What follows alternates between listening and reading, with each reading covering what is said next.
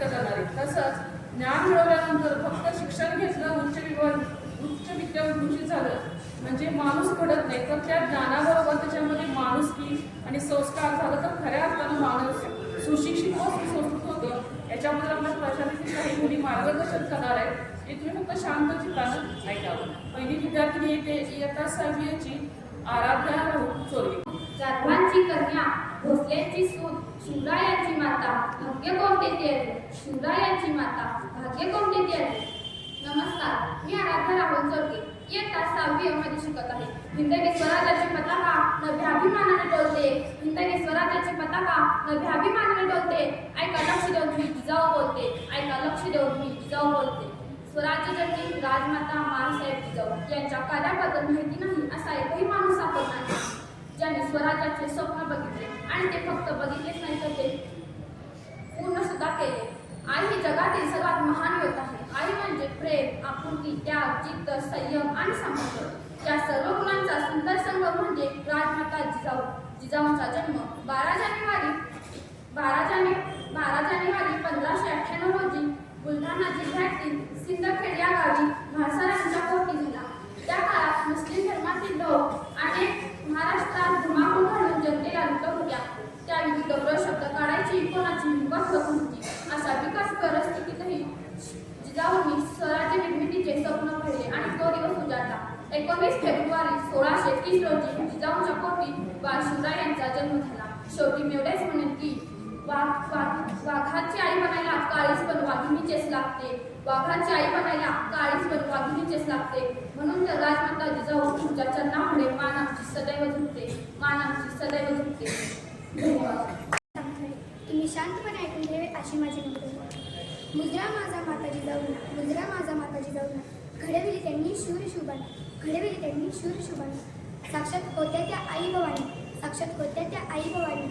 जन्म घेतला त्यांच्या पोटी शुभाना, जन्म घेतला त्यांच्या पोटी शुभाना. मित्रांनो, माता जिजाऊंचा जन्म 12 जानेवारी 1598 साली वडील लखुजीराव जाधव आणि आई म्हाळसाबी यांच्या पोटी झाला. त्या लहानपणापासूनच खूप हुशार, गुणी व कर्तबगार होत्या. त्यांचा विवाह शहाजीराजे भोसले यांच्याशी झाला. पुणे येथील शिवनेरी किल्ल्यावर त्यांनी शिवरायांना जन्म दिला. जिच्या हाती पाळण्याची दोरी, जिच्या हाती पाळण्याची दोरी, ती राष्ट्राचा उद्धार करी, ती राष्ट्राचा उद्धार करी. त्या काळी मराठी माणूस गुलामगिरीत जगत होता. जिजाऊंनी शिवरायांना धर्म, शौर्य आणि स्वाभिमानाचे धडे दिले. त्या केवळ एका राजाच्या आई नव्हत्या, तर विचारांच्या जमिनी होत्या. तलवारीला धार देणाऱ्या नव्हत्या, तर माणसाच्या मनाला धार देणाऱ्या होत्या. जाधवांची कन्या, भोसलेंची सून आणि शिवबांची माता, हिंदवी स्वराज्याची पताका नभी अभिमानाने डोलविणाऱ्या, एक विचार, महाराष्ट्राची ऊर्जा म्हणजेच शिवबांची व साऱ्या जनतेची माऊली म्हणजे आपल्या राजमाता जिजाऊ. मराठी मातीत ज्यांनी केला गनिमी, कावा हो जी जी गनिमी, कावा हो जी जी जी जी जी. तो एकच होता जिजाऊंचा छावाजी, तो एकच होता जिजाऊंचा छावाजी. सांभाळले त्यांनी प्रेमाने सर्वांना, सांभाळले त्यांनी प्रेमाने सर्वांना. घडले स्वराज त्यांच्या आशीर्वादाने, घडले स्वराज त्यांच्या आशीर्वादाने. अशा धन्य धन्य त्या माता जिजाऊजी, अशा धन्य धन्य त्या माता जिजाऊजी. धन्यवाद. आणि जोपर्यंत ध्येय प्राप्त होत नाही तोपर्यंत थांबू नका असा जगाला मूलमंत्र देणारे प्रभावी व्यक्तिमत्व म्हणजे स्वामी विवेकानंद. नमस्कार, माझे नाव आरोही सुहास पवार. मी इयत्ता 6वी मध्ये शिकत आहे. स्वामी विवेकानंद हे एक तेजस्वी व्यक्तिमत्व लाभलेले महान तत्वज्ञान व कुशल वक्ता होते. त्यांचा जन्म 12 जानेवारी 1863 रोजी कोलकाता येथे झाला. त्यांच्या वडिलांचे नाव विश्वनाथ दत्त व त्यांच्या आईचे नाव भुवनेश्वरी देवी असे होते. स्वामी विवेकानंदांचे पूर्ण नाव नरेंद्र विश्वनाथ दत्त असे होते. लहानपणी स्वामी विवेकानंदांवर त्यांच्या आई वडिलांचे उत्तम संस्कार होते. त्यांनी विज्ञान, कला इत्यादी साहित्याचा रामायण, महाभारत या ग्रंथांचा अभ्यास केला. तसेच ते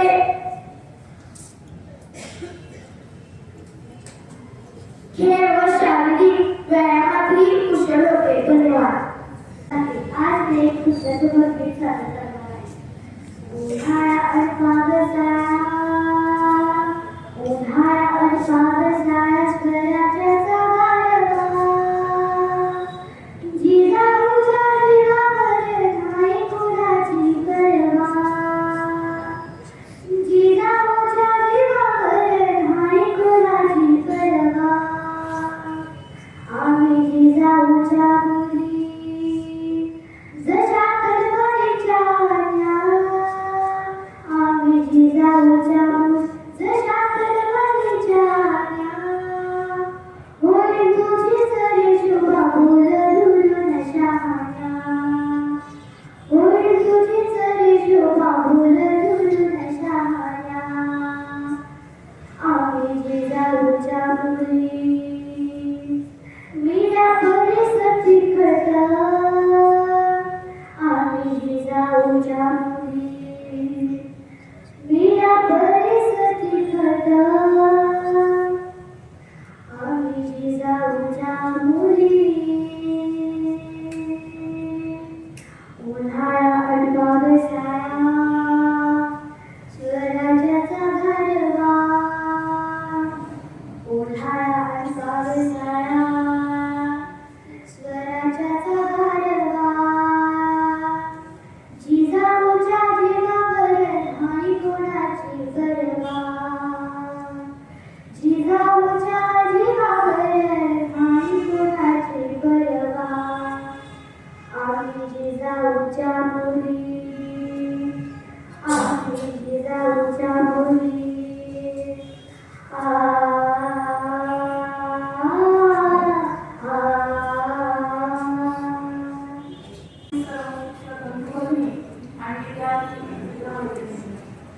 हिंदू धर्माचा जागतिक अभिमान असल्याने भारताची ओळख जगभरात पसरवणारे सूर्यासारखे लख्ख देश लादलेले युगपुरुष म्हणजे स्वामी विवेकानंद. उठा, जागे व्हा आणि ध्येय साध्य होईपर्यंत थांबू नका या विचाराने, या सिंहगर्जनाने केवळ भारतालाच नाही तर संपूर्ण जगाला जागा करणारा महामानव म्हणजे स्वामी विवेकानंद. भारतीय संस्कृतीची महती 7 समुद्रापात्राने पोहोचवली ते म्हणजे स्वामी विवेकानंद. ज्या काळात भारत गुलामगिरीच्या अंधारात बुडाला होता त्या काळात त्यांनी पुढे राहून संपूर्ण जगाला सांगितले की मला माझ्या भारताचा अभिमान आहे, ते म्हणजे स्वामी विवेकानंद. आजच्या युवा पिढीला दिशा देणारा, आत्मसन्मान शिकवणारा, कर्म, शौर्य आणि धैर्य यांची सांगड घालणारा विचार म्हणजे स्वामी विवेकानंद. स्वामी विवेकानंद यांचा जन्म 12 जानेवारी 1863 रोजी कोलकाता येथे एका बंगाली कुटुंबात झाला. त्यांचे मूळ नाव नरेंद्रनाथ दत्त. त्यांचे वडील विश्वनाथ दत्त हे कायदेपंडित, तर त्यांची आई भुवनेश्वरी देवी या धार्मिक, संस्कारक्षम व कर्तव्यनिष्ठ होत्या. आईकडून त्यांना संस्कार, श्रद्धा आणि करुणा मिळाली, तरी वडिलांच्याकडून निर्भरता आणि स्पष्ट विचार करण्याची सवय त्यांना लागली. धार्मिक स्वभावाच्या आईच्या सहवासामध्ये नरेंद्रला लहान वयातच वेद, उपनिषद, रामायण, महाभारत व धार्मिक साहित्यामध्ये विशेष रुची निर्माण झाली. स्वामी विवेकानंदांचे 2 उदाहरणं किंवा प्रसंग त्यांच्या आपल्यासमोर सांगणार आहे, तर त्यातून काही बोध घेण्यासारखं आहे. स्वामी विवेकानंद लहान असताना जेव्हा तुमच्या वयामध्ये तेव्हा ते झाडाला बसले होते. ध्यानात इतके मग्न होते त्यांच्याबरोबर बाकीची मुलं त्या ठिकाणी ध्यानाला बसली होती. समोरून एक साप आला. तो सहसा साप आलेला पाहून सर्व मुले बाजूला उठून पळून गेली, पण स्वामी विवेकानंद जागचे हल्ले नाही. ते ध्यानात इतके मग्न होते की तो साप आला आणि निघून गेला. नंतर त्यांना कळालं की तो त्या ठिकाणी साप आला होता. म्हणजे ध्यान कसं असावं. आपण वर्गामध्ये एखादी मुंगी आली तर आपण काय करतो, लगेच पळायला लागतो. तर यातून आपण हे घ्यायचंय की जे काही आपल्याला शिकायचे ते ध्यान केंद्रित करून आपण शिकलं पाहिजे. त्याच्यानंतर त्यांच्या जीवनाचा आणखी एक दुसरा प्रसंग म्हणजे जेव्हा ते रस्त्यावरून जात होते तेव्हा काही माकडं त्यांच्या मागे मागे लागली होती. ते जसजसे पुढे जाईल तसं की माकडे त्यांच्या मागून धावत होते. मधूनच एक आवाज आला, थांब, पळतोस पुढे तू थांब. स्वामी विवेकानंद तिथे तिथे पाहिलं आणि ते थांबले. थांबून ते मागे पांढऱ्याच्या मागेने धावू लागले. त्यांना बघताच माणसं परत उलट करू लागली. म्हणजे ती म्हणाली की संकटाला घाबरून अजिबात जायचं नाही. प्रत्येकाच्या आयुष्यामध्ये ते चढ उतार असतात, ते संकट येत असतात, तर त्या संकटाला सामोरं जायला आपण शिकलं पाहिजे. असामान्य प्रतिभा आणि कुशाग्र बुद्धिमत्ता लाभलेल्या मुलांनी महाविद्यालयामध्ये तत्वज्ञानाचा अभ्यास केला. म्हणून या जगात देव आहे की नाही हा मूलभूत प्रश्न तरुण वयातच त्यांना सतावू लागला. प्रचंड अभ्यास आणि तार्किक दृष्टिकोन असलेल्या या तेजस्वी युवकाचे प्रश्नाचे समाधान करू शकेल असे एक मार्गदर्शक गुरु म्हणजे श्री रामकृष्ण परमहंस त्यांना भेटले. पहिल्याच भेटीत त्यांनी स्वामी परमहंस श्री रामकृष्ण परमहंस यांना प्रश्न विचारला की तुम्ही देव पाहिला आहे का? रामकृष्ण परमहंस यांनी उत्तर दिले की हो, मी देव पाहिला आहे आणि जसा मी तुला पाहतो तसाच. हे स्वामी रामकृष्ण परमहंस यांनी दिलेले उत्तर हे इतिहास घडवणारे ठरले. या वाक्याने ज्ञानराजाच्या आयुष्याला एक कलाट मिळाली आणि याचं हेच गुरु शिष्याच्या नात्यातून नरेंद्रनाथ हे स्वामी विवेकानंद झाले. आजही ही गुरु शिष्याची जोडी अजरामर आहे. रामकृष्ण परमहंसाच्या देहावसानानंतर विवेकानंदांनी संन्यास स्वीकारला. धर्म, राष्ट्र व मानवतेच्या हितासाठी आजीवन युद्ध करणारा योद्धा संन्यासी झाला. त्याने वयाच्या 25व्या वर्षापासून ते 30व्या वर्षापर्यंत भारतभर पदयात्रा केली. अगदी हिमालयापासून कन्याकुमारीपर्यंत, राजवाड्यापासून झोपड्यापर्यंत, श्रीमंतापासून गरिबीपर्यंत त्यांनी भारत पाहिला. त्या प्रवासामध्ये त्यांना भारताचे वैभवही दिसले आणि दारिद्र्य दिसले. लोकांची श्रद्धाही दिसली आणि अज्ञानही दिसले. त्यांच्या मनात एक ठाम विचार उचला की भारताला फक्त अध्यात्म नव्हे तर आत्मविश्वास हवा आहे, फक्त पूजा नव्हे तर पुरुषार्थ हवा आहे, फक्त श्रद्धा नव्हे तर शिक्षण, सेवा आणि संघटन हवे आहे. अंगावरती भगवी बसले, डोक्यावरती पेटा घालून स्वामी विवेकानंदांनी भारतीय संस्कृती आणि भारतीय तत्वज्ञान लोकांच्या समोर मांडण्यासाठी जगभ्रमंती केली. 11 सप्टेंबर 1896 रोजी स्वामीजी अमेरिकेतील शिकागो येथे धर्म परिषदेसाठी गेले होते. त्यावेळी त्यांचा वेश पाहून सर्वांना प्रश्न पडला की हा संन्यासी काय बोलेल. पण स्वामीजी ज्यावेळी बोलायला उभे राहिले, सभागृहावरती चौफेर नजर उतरल्यानंतर स्वामीजींनी आपल्या भाषणास सुरुवात केली की माझ्या अमेरिकन बंधू आणि भगिनींनो, त्या एकाच वाक्याने केली असल्याने सभागृहामध्ये टाळ्यांचा कडकडाट झाला. अवघ्या 5 मिनिटाच्या भाषणात त्यांनी सर्व सभा जिंकली. विवेकानंदांनी हिंदू धर्म म्हणजे सहिष्णुता, सर्व धर्म समभाव व मानवतेचा धर्म आहे हे जगाला दाखवून दिले. स्वामी विवेकानंद यांनी भारतात परत आल्यावर सन 1898 मध्ये रामकृष्ण मिशनची स्थापना केली. त्यांनी केवळ ज्ञानोपासनाच नाही तर शरीर स्वास्थ्याबाबतचे महत्त्व ही जगभर पसरले. मिशनच्या माध्यमातून शाळा महाविद्यालयाची स्थापना केली. आजही रामकृष्ण मठामध्ये त्यांचे कार्य चालूच आहे. स्वामीजींना महिलांच्याबद्दल आदर होता. जेव्हा एक प्रश्न त्यांच्या समोर घेऊन आले आणि त्यांनी विचारलं की स्वामीजी, जगभरामध्ये आईची स्मृती का काढली जाते. स्वामीजींनी त्याला काही उत्तर दिलं नाही. त्याला म्हटलं की तुझा आणि त्याची वीट घेऊन ये आणि ती वीट त्या गृहस्थाच्या पोटाला काढणारी पाणी आणि चांगले 5 दिवसभर काम करून यायचं. संध्याकाळी मला भेटायला 2-4 तासातच तो गृहस्थ परत आला. मला याचं वजन खूप पोत्याने काढा. तेव्हा स्वामीजी म्हणाले हेच की एक आई आपल्या पोटामध्ये 9 महिने ज्या मुलाचं ओझं घेऊन वाहते, त्या आईची महती तेवढी महान आहे. आणि अशा त्यामुळे जगभरामध्ये आपण आईची महती गात असतो. आणि आपण काय करतो, दररोज आईचा उद्धार करत असतो. काय कसा करत असतो याच्यावर सगळं लक्षात येतं की आईची महती खूप महान आहे. आईचा आदर करायला आपण शिकलं पाहिजे. आईला शिरी देणं हा खूप मोठा गुन्हा आहे. आणि किंवा यातून आज आपण शिकलं पाहिजे की आईवर अजिबात तुम्ही शिरी द्यायची नाही. स्वामी विवेकानंदांचे म्हणायचे, एक पुस्तक वाचून ज्ञानी होता येत नाही, तर स्वतःला जेव्हा आपण ओळखतो तेव्हाच पुस्तक वाचण्याचं महत्त्व आपण जाणून घेतले पाहिजे. त्याने धर्म शिकवला नाही तर मानवता शिकवली. त्याने ईश्वर शोधायला सांगितले नाही तर गरीब, दुःखी, शोषित माणसात ईश्वर पाहायला शिकवले. स्वामी विवेकानंद म्हणजे केवळ एक नाव नाही, तर स्वामी विवेकानंद म्हणजे एक विचार, एक धगधगती ज्वाला, एक चेतना आणि भारताच्या आत्म्याचा बुलंद आवाज. ते म्हणत, जर तुमच्याकडे 2 पैसे असतील त्यातील 1 पैशाची रोटी विकत घ्या आणि 1 पैशाची पुस्तक विकत घ्या. म्हणजे रोटी आपल्या जगण्यास मदत करेल तर पुस्तक आपल्याला जगावे कसे हे शिकवेल. शक्ती जीवन आहे, निर्बलता मृत्यू आहे, निस्तार जीवन आहे, आकुंचन मृत्यू आहे, प्रेम जीवन आहे, द्वेष मृत्यू आहे. आणि जर तरुण दुर्बल असेल तर तो त्या राष्ट्राचा मृत्यू आहे, असा तेजस्वी विचार देणारे असामान्य व्यक्तिमत्व म्हणजे स्वामी विवेकानंद.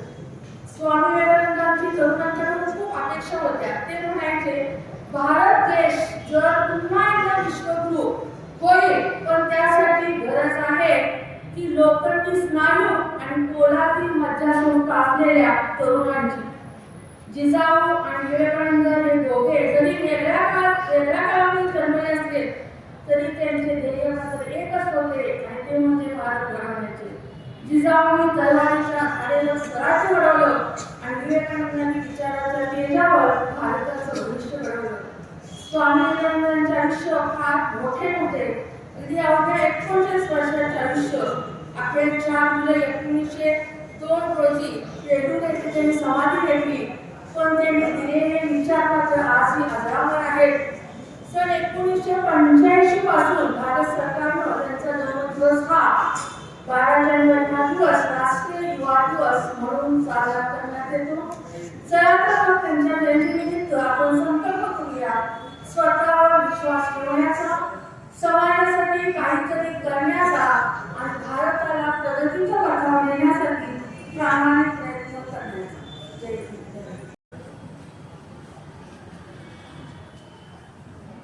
सर्व पर्यवेक्षक सर्व ज्येष्ठ शिक्षक शिक्षिका मी आज तुम्हाला राजमाता राष्ट्रमाता जिजाऊ साहेब यांच्या जयंती निमित्त आणि स्वामी विवेकानंद यांच्या जयंती निमित्त राजमाता जिजाऊ साहेब यांच्याविषयी काही माहिती सांगणार आहे. जी 10 मिनिटेच असते. 10 मिनिटांच्या पेक्षा जास्त माहिती सांगणार. पण ही 10 मिनिटांची माहिती तुम्ही लक्षात ठेवलीच पाहिजे अशी सांग. जिजाऊंच्या राजमाता जिजाऊ साहेबांच्या विषयी जयराम पिंडे नावाच्या एका कवीनं 16व्या शतकात असं लिहून ठेवलंय. त्याचं काव्य पण अजून आहे. राधा माधव विलास चंपू नावाचं काव्य आहे आणि त्या काव्यामध्ये तो जिजाऊंच्या संबंधी असं लिहून ठेवतात जयराम पिंडे. जिच्या कीर्तीचा डंका जगूत पिपासी, जिच्या कीर्तीचा डंका जगूत पिपासी, जशी चंपकेशी फुले, जशी चंपकेशी फुले फुल्ल जाय.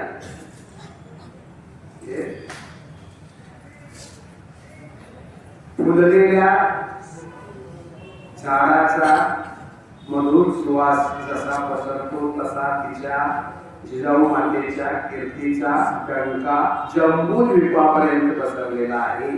आता हे जम्बूद्वीप कोणतं तर त्या काळामध्ये श्रीलंका या देशाला जम्बूद्वीप म्हणतात.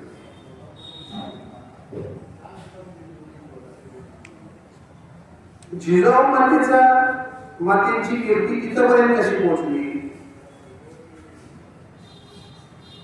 याच गोष्टीचा मी तुम्हाला उल्लेख करून मग तुम्हाला बाकीच्या सगळ्या गोष्टी समजतील.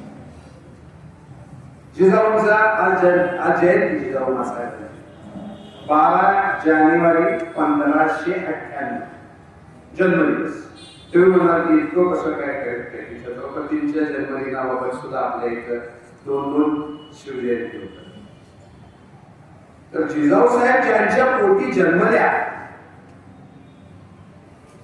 आईचे नाव म्हाळसाबाई आणि वडिलांचे नाव सेनापती लखुजी राजे जाधव. सिंदखेड राजा गाव त्यावेळी 40,000 लोकवस्तीचं होतं. बुलढाणा जिल्ह्यामध्ये आजच्या विदर्भाच्या आणि मराठवाड्याच्या सीमेवर. तिकडून आता हे जे जिजाऊंचे वडील आहेत हे सगळ्या कागदपत्रामध्ये नोंद आहे की 21,000 मनसबदार होते. 21,000 फौज कायमस्वरूपी त्यांच्यासोबत असतात. एका सेनापतींची कन्या आहे. या लखुजीराव जाधवांनी आपल्या कन्याला शिक्षण दिलेल्याचे पण उल्लेख आहेत. त्यामुळे जन्मतारीख पण त्याची आहे. हे सगळं आहे आज सुद्धा अस्तित्वात. अशा थोर सेनापतीच्या पोटी त्या जन्माला आले.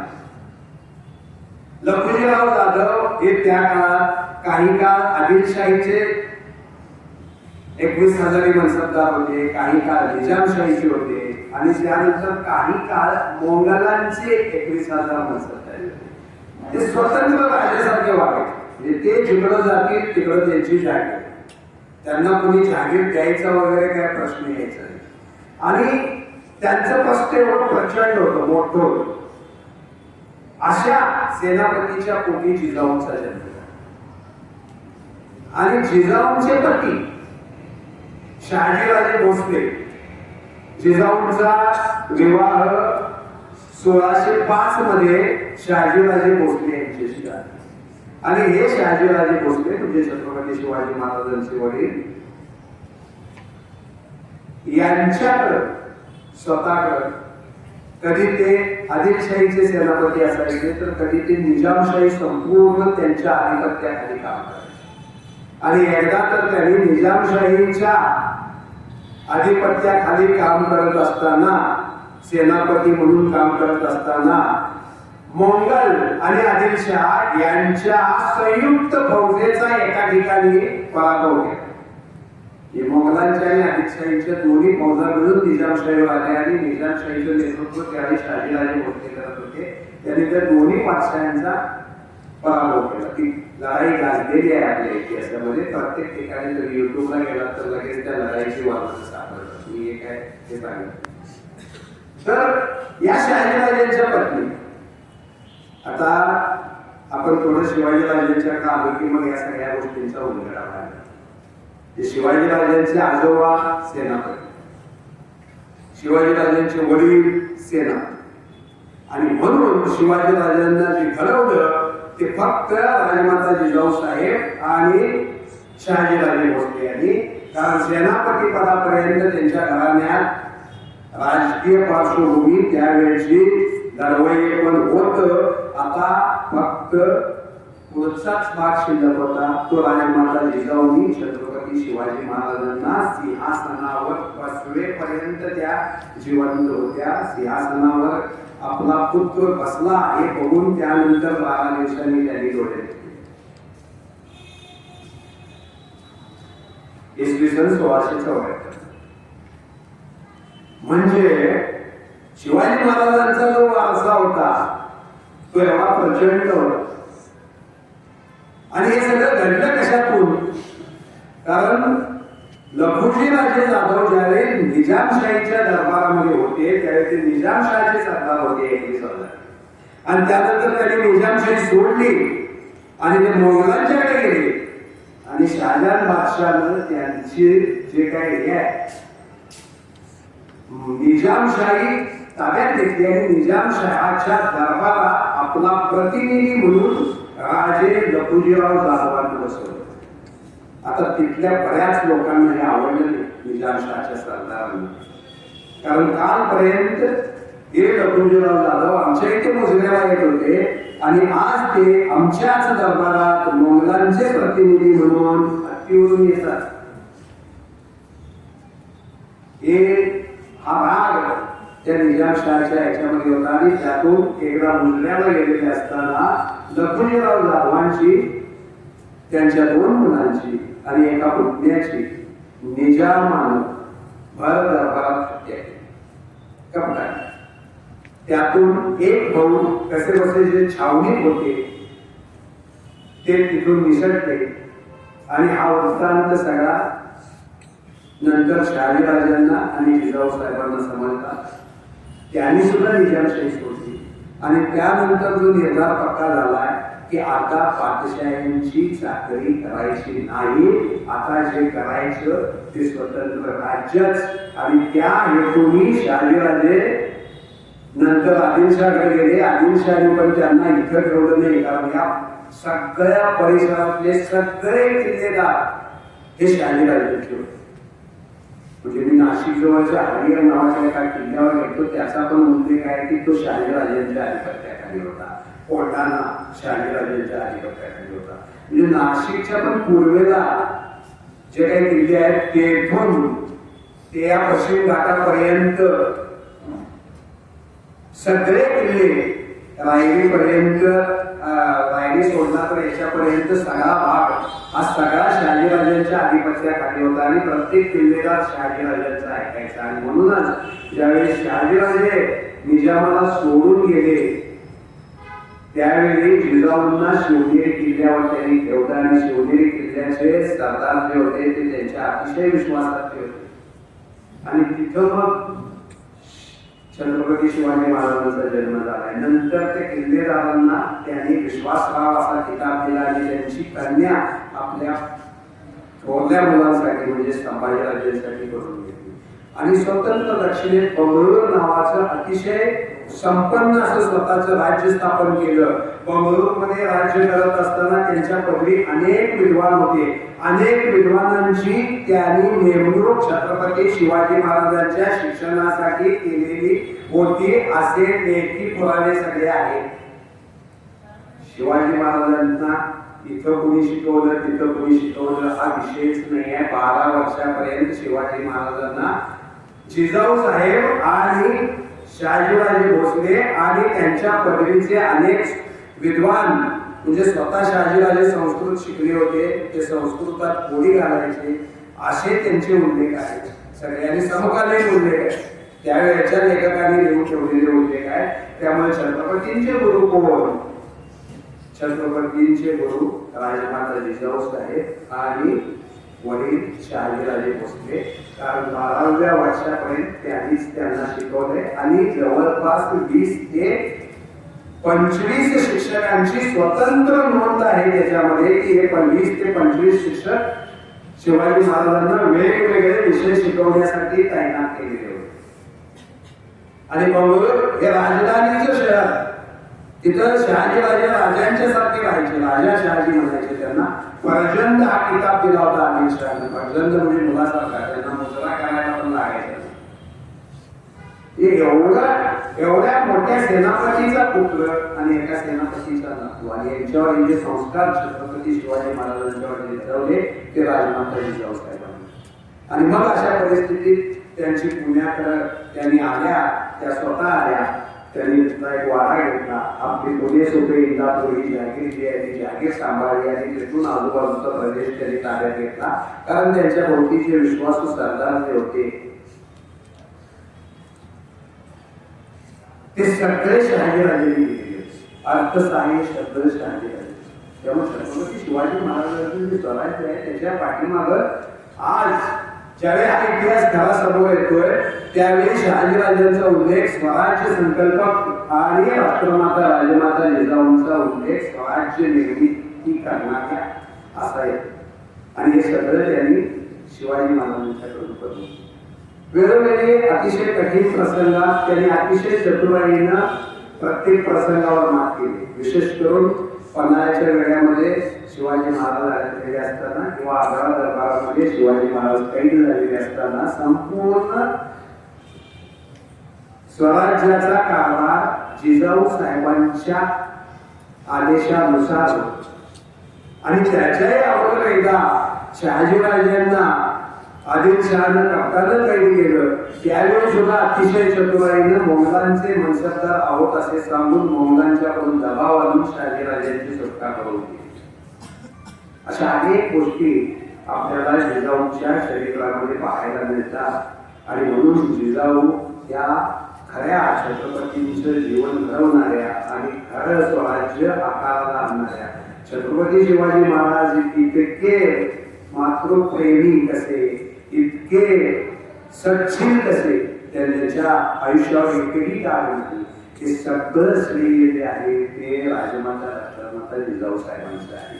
आणि अशा या जिजाऊ साहेबांनी स्वराज्याला एक छत्रपती दिला नाही, 2 दिले. कारण छत्रपती संभाजीराजांच्या आईंचं सईबाई साहेबांचं ज्यावेळी लवकर निधन झालं त्यावेळी संभाजीराजांना वाढवण्याचं मोठं करण्याचं काम सुद्धा राजमाता जिजाऊ साहेबांनी. या जिजाऊ साहेबांची जयंती आज देशभर संपूर्ण राष्ट्रभर साजरी होते, परदेशात सुद्धा साजरी होते. जिथं जिथं मराठी व्यक्ती आहे, माणूस आहे, तिथं तिथं साजरी होते. आणि जिजाऊच्या पेक्षा सर्व गुणांचा परिपाक होऊन परिपोष होऊन शहाजीराजांच्या पेक्षा सर्व वारसा मिळून आपल्याला ज्यांनी छत्रपती शिवाजी महाराजांच्या सारखे अतिशय थोर अशा पद्धतीचे राजे आपली भूमी, आपली माता, आपली बोली यासाठी जिवंत ठेवणारे राजे दिले. त्या राजमाता जिजाऊंना कोटी कोटी प्रणाम. सोबतच आज विवेकानंद जयंती आहे. स्वामी विवेकानंदांनी नंतर राष्ट्र उद्धारासाठी जे जे कार्य केलं, स्वाभिमान घालवण्याचं जे जे कार्य केलं, त्या स्वामी विवेकानंदांना सुद्धा कोटी कोटी प्रणाम करतो. आणि मला इथं 2 शब्द बोलण्याची संधी दिली त्याबद्दल मी प्रशंसा